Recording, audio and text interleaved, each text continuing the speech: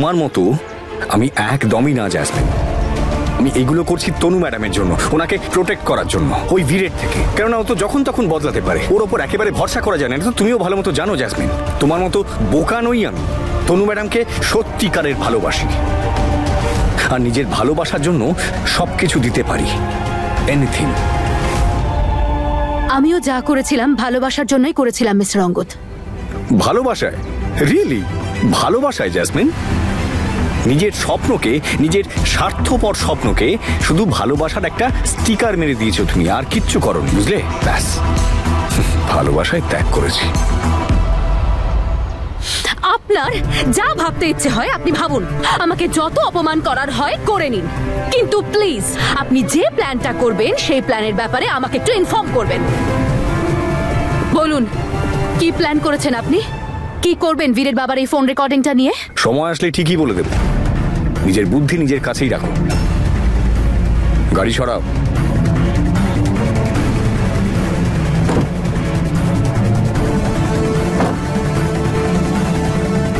Time অনেক কম আঙ্গাত। ওই বীর তনু ম্যাডামকে রাজি করানোর জন্য গোটা ফ্যামিলিকে কাজে লাগিয়েছে হয়তো।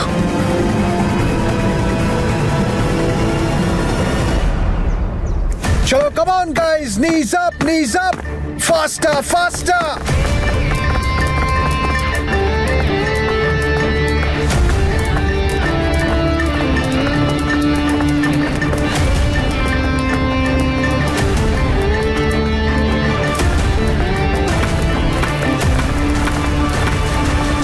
হ্যালো হ্যালো, হাই, আমি অমৃত বলছি।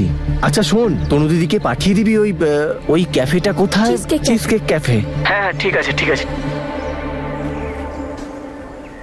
হ্যাঁ স্যার, আপনার ফোন আসছে। চলো, পুশ-আপস 50টা পুশ-আপস। চলো তাড়াতাড়ি, কন্টিনিউ। হ্যাঁ ভাই। কি গো দাদা, তুমি এতদিন পরে এলে আর এসে কাজে চলে গেছো? বোনের জন্য তো একটু চিন্তা করো না। কি গো তনু দিদি, একটা চিজ কেকই তো চাইছি। তুমি না মায়ের মতো একেবারে কিপটে হয়ে গেছো জানো। যেদিন থেকে সবার মাথা থেকে কানাডার ভূত নেমেছে, মা রোজ আমাকে পরোটা খাওয়ায়। তুমি তো একটা কিছু ভালো খাওয়াও।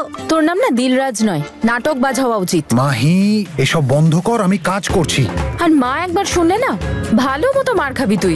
ওসব আমি দেখে নেব, আগে তুমি চিজ কেক তো খাওয়াও। চল ভাই। আরে দাদা শোনো না, প্লিজ। বল। দাদা একটা প্রমিস করতে হবে। তাহলে ডান, কিন্তু 3টের সময় cheese cake cafe. Okay? Cheese cake cafe. ঠিক আছে দিদি, আমি ওকে নিয়ে 3টের সময় পৌঁছে যাব। হ্যাঁ ঠিক আছে, পৌঁছে যাবো। রাখ এবার। ওই মাহি, এই hello. Cheese cake cafe. Yes, বানিয়ে দিলাম তো বোকা। এবার মজা হবে। চলো ঠিক আছে, আমরা ফোন তো করে নিলাম। কি মনে হয় দিদি আসবে? একমাত্র ছোট ভাই, আমার মনটা দিতে পারবেই না। এই মাহিটাও না।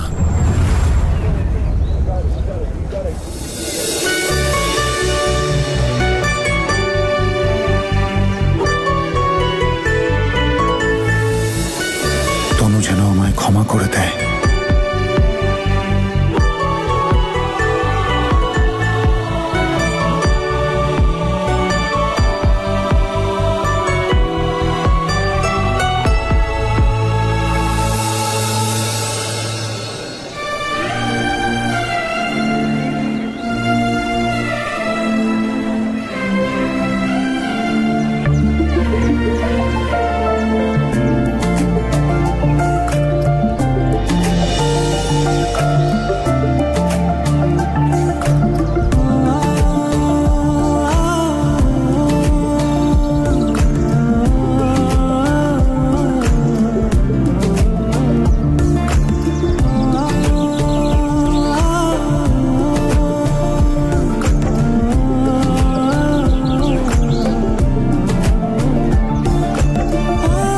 সকাল থেকে এখন অবধি 5 নম্বর স্মাইল।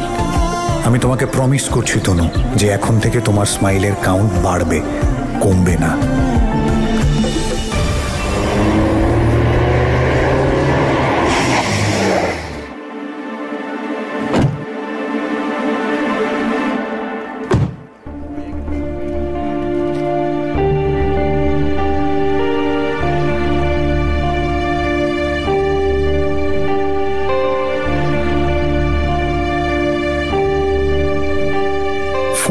তুলছে না তো, জানি না কোথায় আছে। বাইকে আছে হয়তো। কি নেবেন স্যার?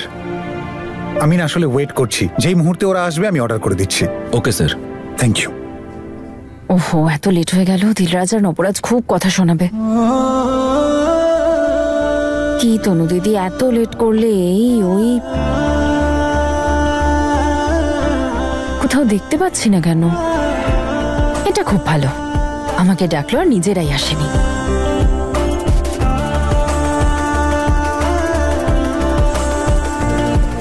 ও মা, কতগুলো বেলুন!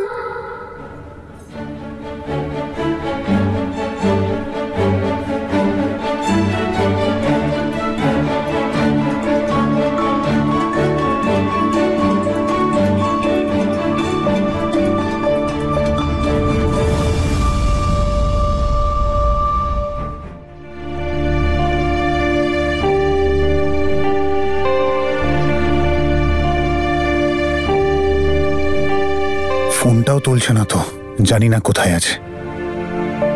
বাইকে আছে হয়তো। কি নেবেন স্যার? আমি না আসলে ওয়েট করছি, যেই মুহূর্তে ওরা আসবে আমি অর্ডার করে দিচ্ছি। Okay sir. Thank you. ওহো, এত লেট হয়ে গেল। দিলরাজ আর নবরাজ খুব কথা শোনাবে। কি তনু দিদি, এত লেট করলে? এই ওই কোথাও দেখতে পাচ্ছি না কেন? এটা খুব ভালো, আমাকে ডাকলো আর নিজেরাই আসেনি।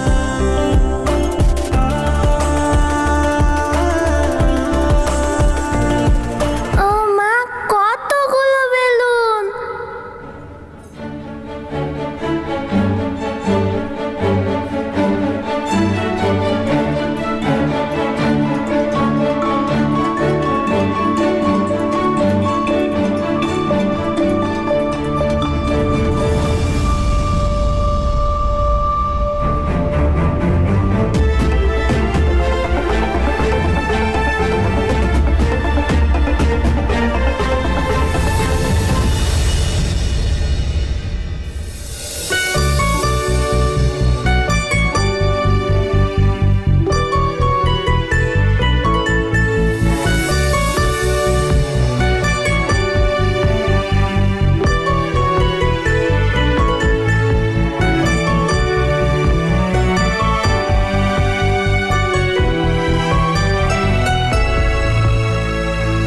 Thank you sir.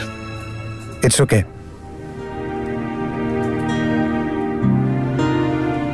আমি তোমাকে ফলো করিনি, মাহি আর অমৃত এখানে আসবে বলেছিল তাই। দিলরাজ আর নবরাজেরও আসার কথা। 3টের সময় চিজকেক ক্যাফেতে চলে এসো। না, আমার ডান, কিন্তু 3টের সময় চিজকেক ক্যাফে, ওকে?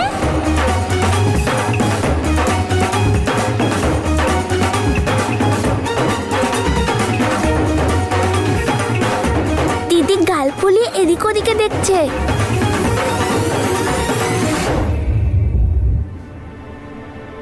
তনু, তুমি বসো, আমি বেরিয়ে যাচ্ছি। এই তো উনি এসে গেছেন। অর্ডারটা কি দেবেন স্যার? ওই অ্যাকচুয়ালি আমরা কোথাও যাব, sorry. Ma'am, exclusive new year offer চলছে শুধুমাত্র কাপলদের জন্য। আমি রেড ভেলভেট চিজ কেক নিয়ে আসবো, আপনি একবার ট্রাই করুন। স্পেশাল ডিসকাউন্ট আছে। প্লিজ ম্যাম, আপনি যদি অর্ডার করেন তাহলে আমরা পয়েন্টস পাবো। ওকে, সরি, প্যাক করে নিচ্ছি। তনু, এখানে যখন এসে গেছি এক কাপ কফি খাওয়াই যায়। Please, just 1 cup. প্লিজ এসো, প্লিজ।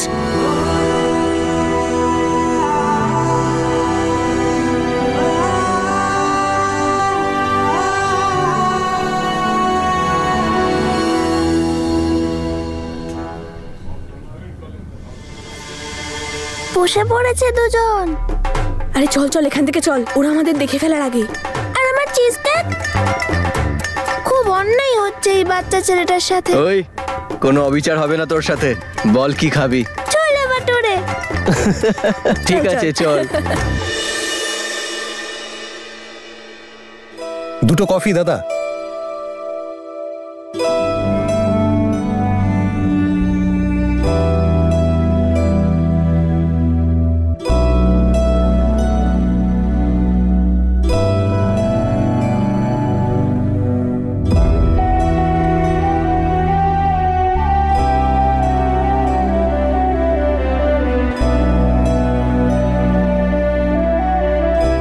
এমন কিচ্ছু বলো না যেটা আমি শুনতে চাই না।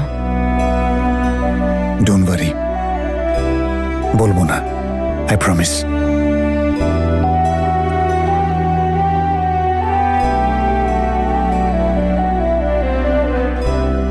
স্মাইল তো করিয়েই ছাড়বো, আজকের 10 নম্বর স্মাইল। মিসেস শর্মাকে মনে আছে? Tania ma'am. You're looking so hot, সব সময়ের মতো। Thank you Tania aunty. তো বড় অদ্ভুত ছিলেন তাই না? কপাল। আমি এখনো যখন ভাবি আমার তো শরীর অস্বস্তি করে। এমন কি করতো? আরে আলাদাই ব্যাপার ছিল ওনার, পুরো নজরে রাখতেন আমাকে। দেখো নর্মালি কি হয় যে ছেলেরা মেয়েদেরকে বাজেভাবে দেখে আর কি, কিন্তু ওখানে তো পুরো উল্টো জিনিস হলো আমার সাথে। একটা সুযোগ ছাড়তেন না উনি। কপাল আমার, একমাত্র আমিই জানি আমি ওখান থেকে কিভাবে পালিয়েছি। তুমি জানো ও কি করতো? ওই যে জিনিস ওপরে থাকতো আর বলতো, বলছি একটু বক্সটা নামিয়ে দাও। ও মা, তোমার বাইসেপস, তুমি বক্সার না? পড়ে যেতেন আর পড়ে গিয়ে বলতেন আমাকে তুলে দাও না। আমি সত্যি বলছি। অঙ্গদ যখন ওনাকে আন্টি বলতো কিরকম রেগে যেতে। এক্স্যাক্টলি।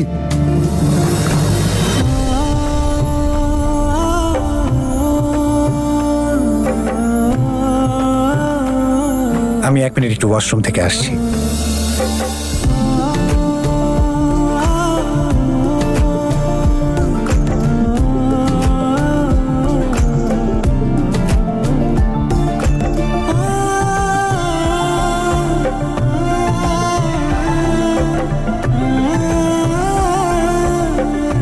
হয়ে গেল ঠিক তনুর 10ম স্মাইল।